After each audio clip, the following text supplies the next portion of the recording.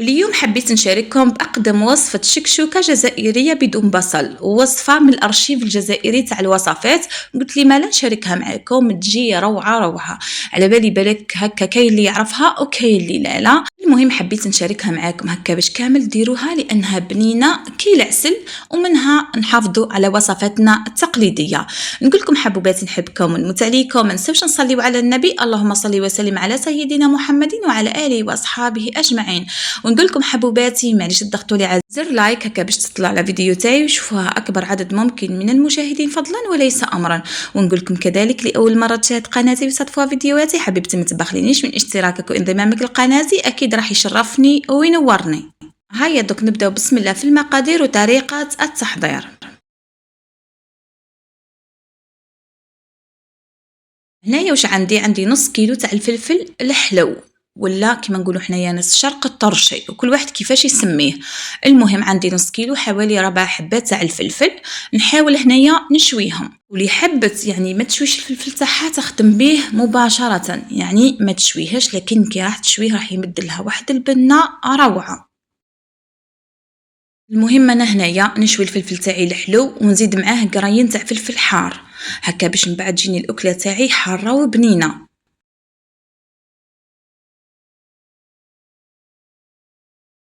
هنايا ساعة ساعة نقلب الفلفل هكا باه يتشوالي مليح وما يتحرقليش هذيك لابو تاعو تحرق، ومن بعد يجيني مر يعني ما يجينيش بنين.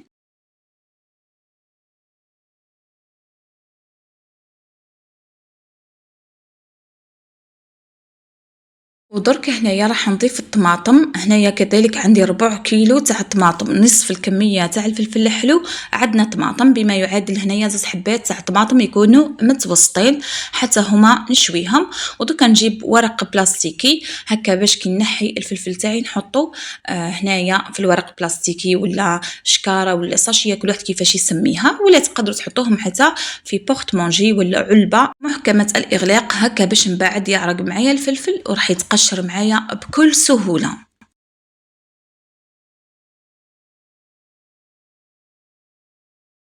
وهنايا خليته ميم با نايا واحد 2 دقائق ولا 3، من الأحسن خليوه حتى ل10 دقائق هكا باش يجيكم ساهل بزاف. راح نعتلكم برك هكا الطريقة خاصة المبتدئات، تحبوا تنحيولو هادي لابو هادي ولا هاد القشرة تاعو المشوية غير بيديكم، ولا تستعملوا السكين ونزيد نحيولو هذاك الراس تاعو من الفوق والزريعة تاعو ونبداو نخدموا به مباشرة. أنا هنايا الفلفل ما نحبش نغسلو لأنه نغسلو في الأول هكا باش يحافظ لي على البنة تاع الشواء، ونجي نحاول ندير خطوط بالطول بالشكل اللي راكم تشوفوا فيه، ونعاود نولي نقطعها مكعبات ولا مربعات صغار.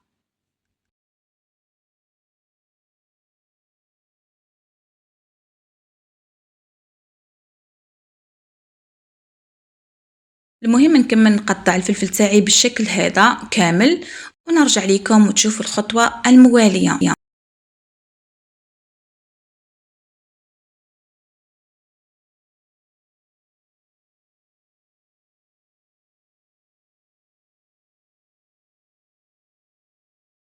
هنايا نفس الشيء للطماطم نحكم نحيلها هذيك القشرة تاعها المشوية ونقسمها على 2، نحاول نحيلها هذيك الزراعة ولا الزريعة تاعها، وحتى هي نحاول نقطعها مكعبات صغار شوية.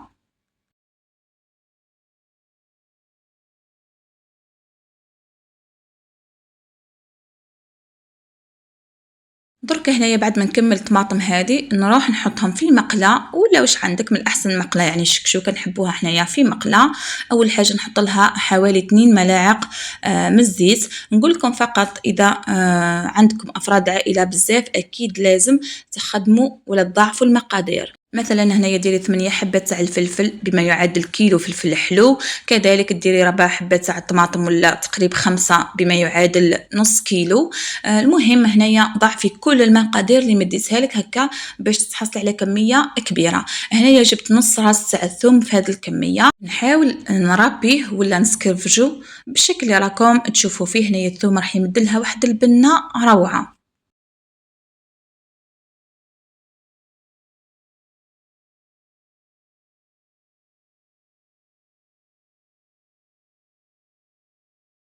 نحاول نقليها من النار هنايا في الاول راهي قاويه، نقليه ميم با دقيقة ميم با، ونولي نقص للنار ونضيف حبة تاع بطاطا متوسطة اللي كنت قطعتها مكعبات، لازم يكونوا صغار هكا باش من بعد طيب معانا. دوك تشوفوا هنايا بالنسبة كذلك للتوابل درت شوية فلفل كحل وكذلك شوية فلفل حمار، قيس نصف ملعقة صغيرة. بالنسبة للملح ديروا نصف ملعقة صغيرة كذلك من الملح، وكل واحدة أكيد عينها ميزانها في الملح. هاي ليكم الحبيبات البطاطا تاعي ضفتها. هنايا اللي يحبوا الماكله هذيك اللي تجي مقليه الله الله، تقدروا تقليو الحبه تاع البطاطا تاعكم بالشكل هذا بعد مكعبات وتضيفوها. لكن اذا يعني حبيتوا ديروا هذه الوصفه التقليديه خدموا بها مباشره.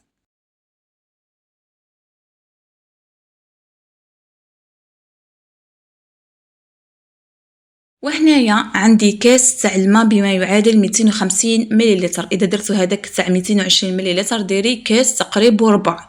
المهم هنايا عندنا ربع لتر تاع الماء في هاد الكميه. نحاول دوكا نغطي على هاد الشكشوكه تاعي بعد ما نخلطها اكيد، نحسب نص ساعه، لكن قبل نص ساعه هذيك حوالي ربع ساعه الاولى نحل على هذيك المقله ولا نحي الخطه تاعي تاع المقله، ونحي زوز مغرفات تاع لاصوص. لاصوص هذه من بعد راح نحتاجها نقول لكم كيفاش راح نخدموا بها. المهم لازم نحيو في هذه الكميه زوز كما قلت لكم مغارف تاع هذا لاصوص بالشكل هذا.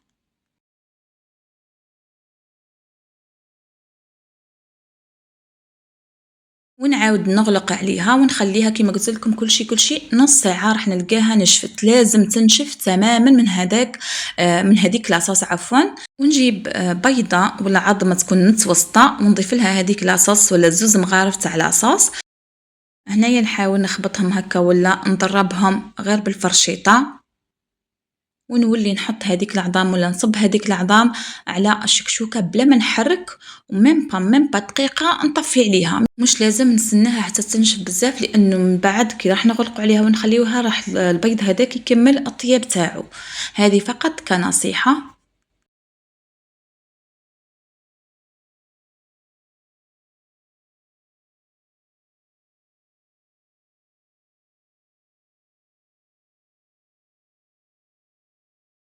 ودرك تشوفوها معايا في صحن التقديم. هاي ليكم، شوفوا ما شاء الله عليها تجي كي العسل، يعني تجي بنينه تسخف. قلت لكم اذا حبيتوا كذلك هذيك البطاطا تكون مقليه راح تجيكم ابن وابن. المهم كل هذه النصائح خذوها بعين الاعتبار. انا مديت لكم الوصفه التقليديه الجزائريه اللي كانوا جداداتنا بكري يديروها. شوفوا هنايا تكومبانيوها ولا ترافقوها مع كسيره ولا خبز ولا مطلوع، وش نقول لكم تجيكم تحفه هذه الوصفه.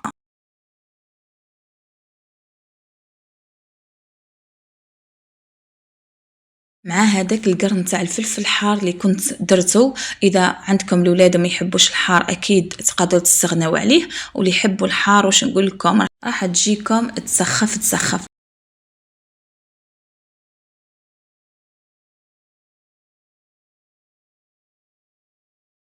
نقول لكم حبوباتي تهلاو لي في رواحكم، نحبكم ونموت عليكم. ما تنساوش دعم قناتي، ما تنساوش تبارطاجيو فيديوهاتي مع حبابكم صحابكم، تجربوا هذه الوصفه وتردوا لي كيفاش جاتكم. بقاو على خير، سلام.